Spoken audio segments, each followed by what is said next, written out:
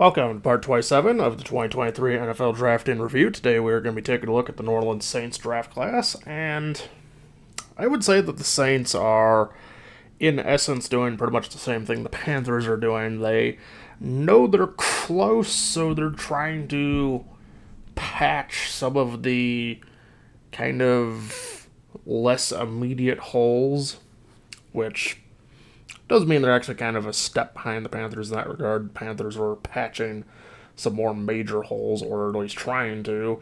Well, the Saints kind of are just not quite standing pat, but sort of looking more to depth in case they need it sort of things. Which, like I said previously, leads me to believe that their head coach, Dennis Allen, is effectively going to be what holds this team back in the end. But this division's not going to take very much to win, so what they did get here, starting with defensive tackle Bryan Bresee, does look like a reasonable step towards at least getting back into the playoffs. So this guy's stats really aren't what I want to see from a defensive tackle, especially not a first-rounder, but then again, the Saints have had a bit of a recent history of picking defensive linemen that I really like and then failing to develop them, so maybe the one that I don't really like will be the one that turns into something, who knows. But regardless, tackles need to come up. 15 in 10 games, that is purely situational football as far as I'm concerned. From his own end zone against Clemson. That was all kinds of ugly. Intentional grounding. Offense, number 5. Foul occurred in the end zone. Result of the play is a safety. We do have a safety.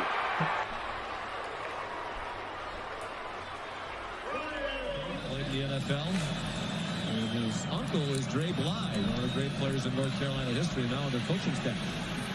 They forced to throw it away. There's Bryan Bresee again.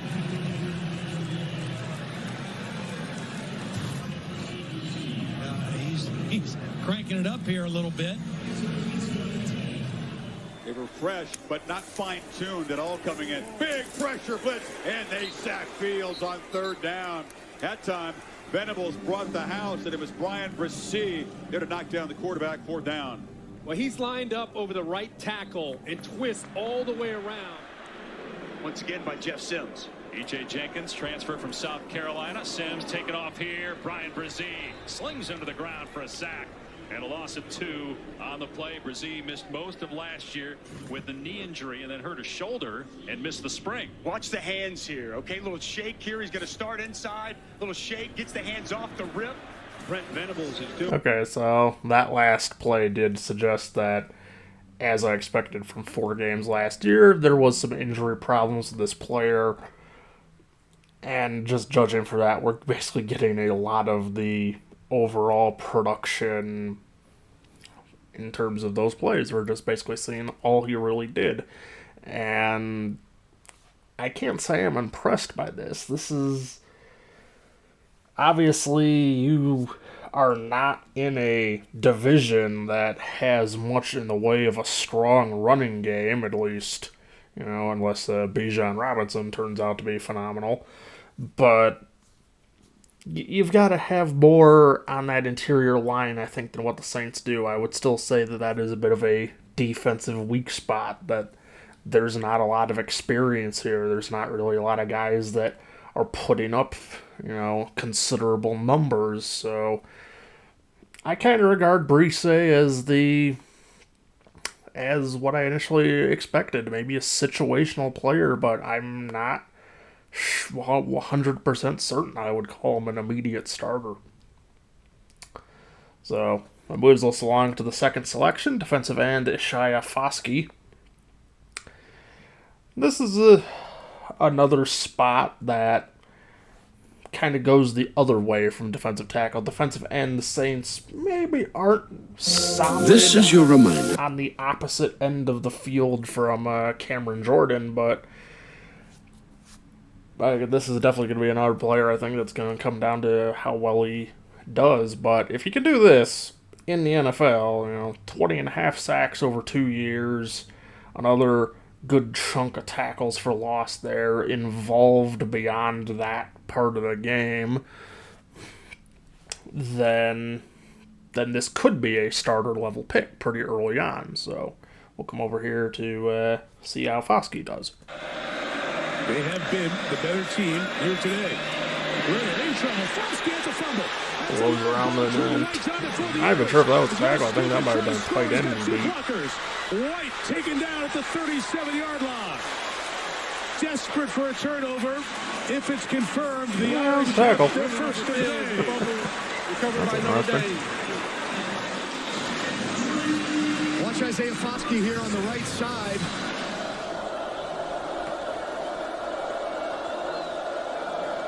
Here's Plummer trying to step up and through and cannot. Goes down. Isaiah Foskey back into the game and gets the sack. Need to come up with a bunch here to stay alive. Notre Dame blitzes. Foskey chases. Sacks Slovis, who loses the football. And it's picked up by the Irish. And that should do it.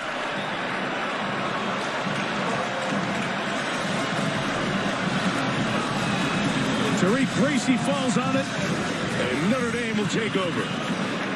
Foskey right here. Watch him just speed on the edge. The two-hand knock down the hands of the offensive tackle. For the Irish.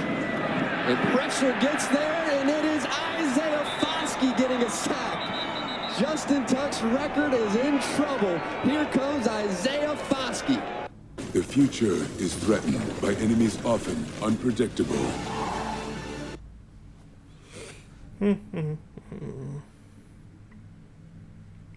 Sorry about the ads, but you know how this goes. I don't block ads because, I believe in helping these YouTubers have their money. He wants to be Notre Dame's all-time leader in sacks.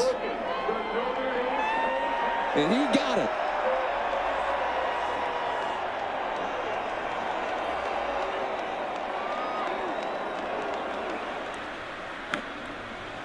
And based on that spot, they do pick up the first down, as you said. Here's Colombi, pressure in his face this time, and Foskey has him and will not let go.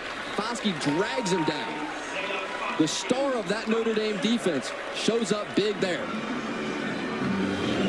It's an outstanding play by Foskey. 32 seconds. Clemson has all their timeouts. DJ drops, pressure gets there. Isaiah Foskey drops him from behind, and DJ never saw him. Pistol on 2nd and 2. Yates pressured by Foskey. Good interception. That one's going to count, and that's a Jack Kaiser Notre Dame touchdown. Yeah, so let's look at Isaiah Foskey right here. This guy has just been wrecking left tackles all year long. Playing some soft zone behind it. Here's Friel with pressure in his face. Isaiah Foskey drops him for a sack.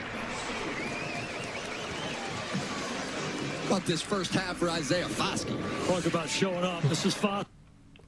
He's got a good bit of power and speed, and that combined with Cameron Jordan on the other side, that could be a very nasty pass rushing tandem. So I overall like this selection. This is what I want to see a team go out and get, a player that does show the potential to immediately step up and help. So that's going to move us along to their third selection, which was the interesting one for me out of this pretty much in the entire class. Third round, running back Kendre Miller. Now, not a lot of people have really agreed with me, but I kind of feel that this, in tandem with the signing of Jamal Williams, is the writing on the door that Alvin Kamara's time in New Orleans is almost finished. He's gotten into legal trouble. He's getting close to the 30 line. And if we're being honest, he's never really been a dominant runner so much as he's been a phenomenal pass catcher. But you notice that this is starting to bleed away a little bit, and that's diminishing his value. I don't think it's going to get any better as time goes on. And so I think these Saints are getting ready to pull the plug on Kamara still being in New Orleans. So that's how I kind of see the selection of Kendre Miller in tandem with some of the other moves that they have made. So, and yeah, they're not really looking for a replacement receiving back here. I definitely would say that they're getting ready. Like I said, it's just going to be who's the lead back when it happens, him or Jamal. So we'll come back over here and take a little look. Miller again lacerates that front and picks up another first down. Out to the talked about eating up the grass, but right now they're not eating up anything. They're missing tackles left, and that's 1, 2, almost 3 and 4 broken tackles. Yard gain. A gaping, yawning hole for Miller, and he's off. Kendre Day. That's what it is. Games, but just like Kendre Miller, they're running themselves right into the rankings. You better believe it's Miller time, baby. Expect to see him in something of a pitch count today, and it's a delayed draw, and it's Kendre Miller busting into the secondary for a TC. Allison, thank you. We'll see if Duggan gets his pass off. He does to the outside, and once again, Kendre Miller, and you think they're happy to have him back? And a run, and what a burst. Miller, 10-5, touchdown team. 2nd and 7. Back to the ground with Miller. Finds space over the middle. Still on his feet. Miller, end zone. Plays on 4th and goal. It's Miller on the run. Bouncing it outside for the touchdown. Miller, touchdown, TCU. Closer to that goal line. Miller has a little crease, has a block on the edge. Look out, Kendre Miller in a foot race. They won't catch him. And the Frogs with the first touchdown tonight. They'll give it to him. Flag on the play. He gets in. Kendre Miller. Somebody got a hand on him. That doesn't matter very much. He's down the sideline. Third freshman. I haven't seen him do this block all season long. Look at Battle. Right down the field and in your face and to the ground as well. Mason. Oh, defense, Jason. Yep. I mean, this is #1 scoring, #1 rushing, #1 passing, #1 total defense in this big. You know, I don't see too many running backs just basically dragging like half a defense to get to where they want to go, so I do like this pick. For now, we probably won't see too much of him because obviously for the time being, Alvin Kamara is still here. When Alvin Kamara is not in the game, we're probably going to see a lot of Jamal Williams close to the end zone, like Detroit was doing with him. And he will still also have to contend a little bit with Eno Benjamin. He's not a super, important piece to anything, but he does get on the field sometimes, so he will have to establish himself over him for the third down, occasional third down back duties. So, we're not going to see Kendre Miller too much early on, but I do think that the day is coming quickly when Alvin Kamara is no longer on this roster, and when that comes, I think it's going to go between Jamal Williams and Kendre Miller for the next Saints #1 running back. So, keep an eye on him going forward. The next pick is offensive tackle Nick Saldiveri. Yeah, I got that name right. Had to pause to check for a minute, but it's offensive tackle. Now, I don't really see too much need for the Saints here. They have two veteran, I believe, well, at least one veteran presence, another reasonable guy for this spot. So I would imagine that Saldiveri is, much like Miller, a potential future sort of pick, but for now a backup. At 64.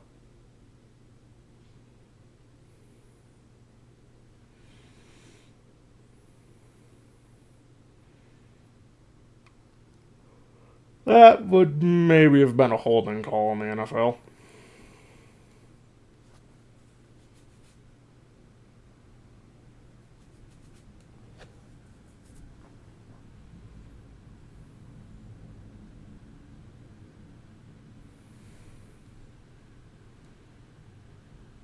Let's go with his man a bit there. That's not something I want to see.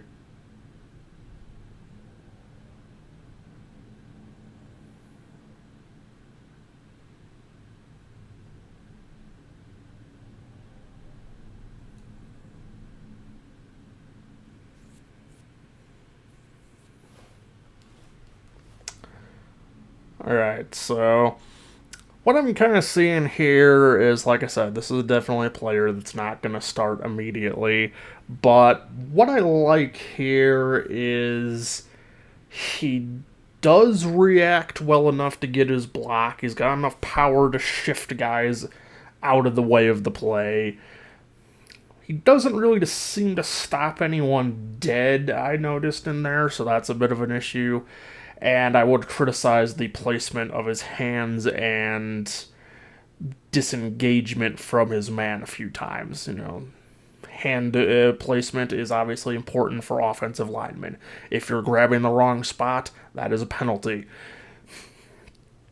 And as I've said before, if you let your guy go, that guy can then just go and nail the ball carrier, whether that's your quarterback, running back, maybe it's your wide receiver, got a short pass, trying to make some moves to get free. But it's like you're letting the defender still be part of the play instead of taking him out of it.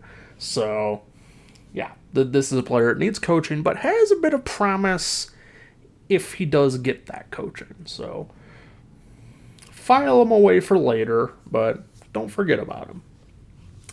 So, next up comes what is probably the Saints' insurance in case Derek Carr doesn't pan out, because I can't honestly see this team going back to Jameis Winston unless Carr gets injured.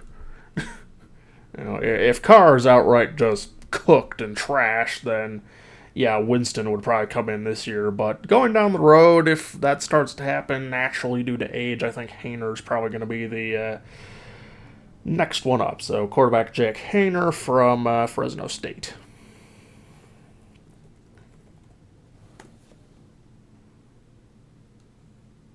Yeah, this is a pretty good touchdown to interception rate. So 68 to 18 overall. The passing yards are a little uninspiring, but you do have to take into consideration that this was on 6 games, 10 games. He can pretty clearly do better on a greater serving size. So I don't worry about the yardage too much here. That's more a product of games played than lack of ability. So got to get it out quickly.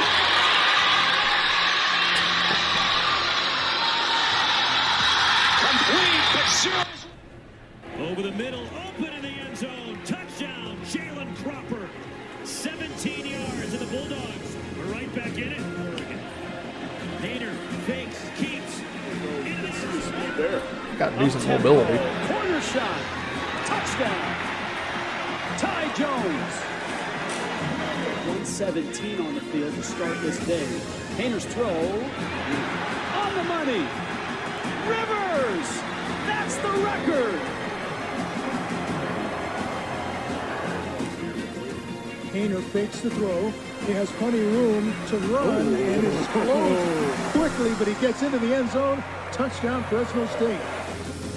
2nd and 7.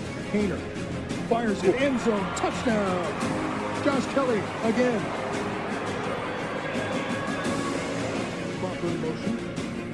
to throw. Again, he's looking at it.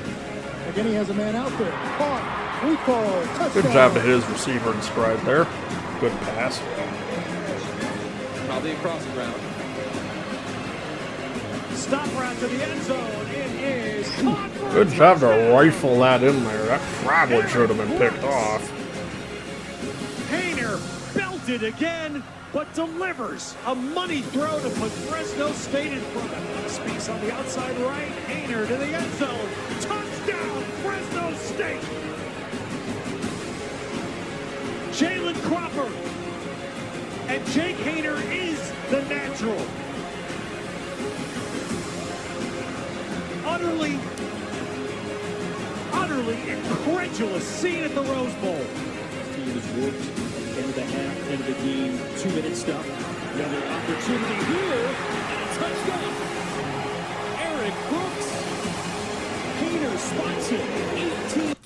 Okay, so obviously I know why a guy like this gets overlooked, you know, the MWC, Pac-12 before that. They're not strong conferences. You very rarely get quarterbacks from down here that are really properly appreciated, and obviously there's a reason for that. There's been tons of guys in the NFL from schools like this that just aren't very good, but pretty much every year there's that one player that if everything bounces their way, I could see them really lighting it up in the NFL, and I think that Jake Haener is one of those guys. And I've said this for Gardner Minshew. I said this for Brock Purdy.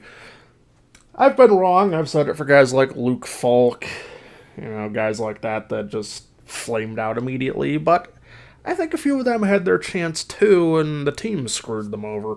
So this is one of those players that I think that if he can get in the right situation, get on the field early on, have his confidence, not be used to holding a clipboard, because that's usually what kills these guys, then he could basically just keep clicking from his college days and, you know, just become one of the guys in the NFL. So maybe, just maybe, one to watch in New Orleans, depending how things go. If not, maybe somewhere else picks him up. Maybe he gets a chance in New Orleans, gets picked up somewhere else. So that's just how I would see this one. This could be a quality backup, because I would not be comfortable sticking with Jameis Winston. The issues this guy's had through his career is just insane. So, next up we have safety, Jordan Howden from Minnesota. Not expecting too much, because as I always say, I have a bit of a thing against the Big Ten. I don't like it as a conference. I think it is better for producing offensive weapons than defensive weapons in the current day and age. And this pretty well lines up with that. Not a real lot of anything going on in the coverage game, and for a safety, this tackle number suggests a cornerback who is not that good at his job. So moving him to safety is something that I just don't get. And if he's playing a safety and is getting this amount of tackles, then I would just call him outright trash. But then again, this guy's not drafted to be a starter. This one is a very clear backup selection, obviously. So here we go. Air steps up into traffic. It's intercepted. Like that goes back to how aggressive he likes to play. Minnesota's playing a too high defense with their safeties there. Otherwise, that safety is going to come in, make the play like he did, and that guy, and they do. Bengal's target was Johnny Langan last week on third down. He finds him here, but well short of the line. Multiple cases in the detail that this program brings. Zogala, a deep shot downfield for Jafar Armstrong, and one of the vets in the secondary makes a big play. Solid interception. Player at Ohio State. Three-man rush. But that quarterback should get that. Time. Throws, and it is intercepted. This is a 30-second timeout. Watch Dotson get pulled down, and the ball is thrown behind Hamler and into 1 or 5. but it was behind Hamler, and Howden was there for the game for Minnesota. Sargent again on the stretch play, nowhere to go, got tripped up by the safety Jordan Martinez with a pop pass. Xavier Bates. And nothing doing at all. Wonderful. Fleming. Good open field tackle. Brown. Bottled up, driven backwards. Comeback route. Ty Freifogel's got it. Yeah, I can't say I care too much for the selection, and like I said, it doesn't really feel like he's playing corner so much as like a coverage safety. That feels real weird for me. I feel that safeties should have a much bigger role to play in, tackling than coverage. Obviously, they need to be able to cover, but for really either safety position, I want to see him making the tackles a bit more than seeing them in coverage. So that brings us to the final selection, which is wide receiver A.T. Perry. And I'm not really looking forward to hearing about this player going forward, because I know if he hits the field at all, there are Saints fans I know that will pretend any wide receiver is better than anybody else in the league, when this is basically objectively false, and most of the receivers that are on the Saints right now are low-end number 2s at best. But Perry's got decent bit of stats here. 1,000-yard seasons, both of his final 2 years at Wake Forest. Considerably more yards per catch and overall yardage on 10 less catches in his junior year. And more touchdowns. So, both good seasons, but this one was definitely better. And we're going to go over to the Saints roster here, just for a little bit of a context of what I mean. This isn't good. You've got Kiki Kuti, who hasn't really done anything since he was a Texan. Brian Edwards, who I've seen bounce around the league a ton. Traquan Smith, who's literally a number 3 or number 4 at best. James Washington, who's only here because he couldn't establish himself with Pittsburgh. What's left of Michael Thomas. And Chris Olave, who I would at this point call the one actually good receiver left on this team. So, that's just the context here. I would say there's a reasonable chance of A.T. Perry maybe being the number 3 guy, because there's really nobody else to beat. Goal and a 3-point game. And Hartman will zip it to the end zone, and he's tied the record. Pass against Dino Babers in Syracuse. Talk about Hartman wants it all. Deep ball, Perry. The grab by Perry. Look, just reaching out there. Fingertip catch. Into the air, waiting, in trouble. Oh, but the block got picked up, so he finds Perry for the touchdown. The go-ahead score.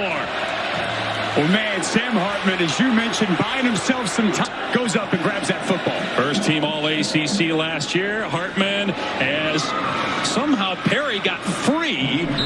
They struggled rushing the ball this year. Hartman throwing it, and it's a first down catch for Mr. Reliable. Sam Hartman and company back on the field for Wake Forest. He's trying to go up top. Going down the middle, has a man, pass is caught there. A.T. Perry breaks a tackle, touchdown. Receiver had the defender beat, and that was B.J. Anderson, and there's nothing that Anderson can do in 8. And Hartman has time again, throws far side, caught, but he was at the most 190. He runs toward the line and lobs it up. There is a flag down. Perry, 20 career touchdowns. Hartman waits forever and delivers another. Hartman throws to a wide open receiver for a touchdown. And picking up the blitz. Good pocket for Sam Hartman, then a mix-up in the back end. Fresh set of downs from midfield. Griffith's hit as he throws, but he has a receiver out there. Beautiful catch. 18. Hey, let's just chill out, and you watch him. Ball out of Hartman's hands for the most part, because they're just too dangerous doing stuff like this when they get it. In the contest, Hartman under some pressure. Throwing for the end zone. Perry, he makes the catch on a corner. The route does. I can see why I haven't really seen this quarterback too much, but at the same time, some of the throws he's making are nuts. But as for the receiver, Perry, he seems to have settled in pretty well at understanding this is a quarterback that isn't really going to necessarily throw it to the best option. He knows when he's going to have to attack to make a catch, and that could be a valuable skill in the NFL. So I won't write Perry off as somebody that could make some plays for the Saints this coming season, but we'll see, because it's one of those receiver groups of it's crowded, but it should be easy enough to break through. If you can't break through, then, well, you're probably not going to have a very long career in the NFL. So that is going to do it for this class, and, well, like I said, the Saints, they're kind of towing a line between standing pat and trying to win with what they've got and building for like 2, 3, 4 years down the road. And frankly, I would favor that, because that's probably going to be how long it takes the management to realize Dennis Allen is not that good of a coach and fire his ass, and hopefully hire somebody who's a little better. So I think they're doing what is good for them right now. They could win the division, because the NFC South is probably not going to be a very good division this year. So I'd grade this at about maybe a B. It's definitely one of the classes that we're probably not going to see its potential immediately.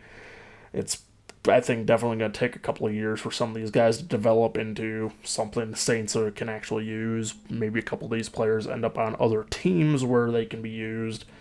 So, because there's been obviously a lot of those classes, they end up being real good mines for other teams. But that is going to do it for today. Leave a comment, like the video, subscribe to the channel, hit the notification bell to see when I upload next, share with your friends, follow me on Twitter if you like, and I will see you tomorrow for the end of the NFC South, which is going to be the Atlanta Falcons.